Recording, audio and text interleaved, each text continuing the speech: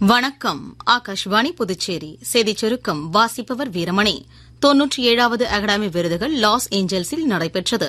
இயக்குநர் சான் பேக்கரின் காதல் கலந்த நகைச்சுவை படமான அனோரா 5 விருதுகளை வென்றுள்ளது.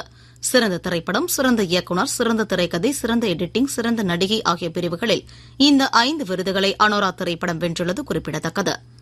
பால்வளத்துறையில் நிலைத்தன்மை குறித்த பயிலரங்கை மத்திய கூட்டுறவுத்துறை அமைச்சர் திரு அமித் ஷா புதுடெல்லியில் இன்று தொடக்கி வைக்கவுள்ளார்.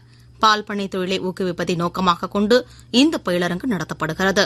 இப்பயிலரங்கில் பால் கழிவுகளை உயிரி வாயு மற்றும் கரிம உரங்களாக மாற்றும் நிலையான உர மேலாண்மை குறித்த தொழில்நுட்ப அமர்வுகள் நடைபெறவுள்ளது. மேலும் பால்வளம் தொடர்பான விரிவான வழிகாட்டுதல்களும் வெளியிடப்பட உள்ளது.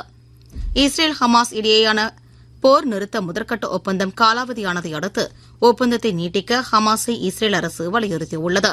போர் நிறுத்த ஒப்பந்தத்தை நீட்டிக்கும் வரை காசாவிற்கு மனிதாபிமான அடிப்படையில் வழங்கும் உதவிகள் அனைத்தும் நிறுத்தப்படுவதாக இஸ்ரேல் அரசு வலியுறுத்தியுள்ளது.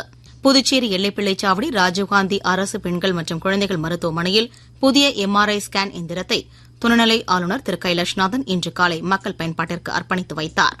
இந்நிகழ்ச்சிக்கு முதலமைச்சர் திரு ரங்கசாமி தலைமை வகித்தார். சுகாதாரத்துறை இயக்குநர் டாக்டர் ரவிச்சந்திரன் உடனிருந்தார். புதுச்சேரி அரசு கூட்டுறவுத்துறை சார்பில் கருவடிக்குப்பம் காமராசர் மணி மண்டபத்தில் இன்று மாலை நடைபெறவுள்ள பணி ஆணை வழங்கும் விழாவில் துணைநிலை ஆளுநர் திரு கைலாஷ்நாதன் கலந்து கொண்டு இளநிலை ஆய்வாளர்களுக்கு பணி ஆணை மற்றும் நலத்திட்ட உதவிகளை வழங்கவுள்ளார்.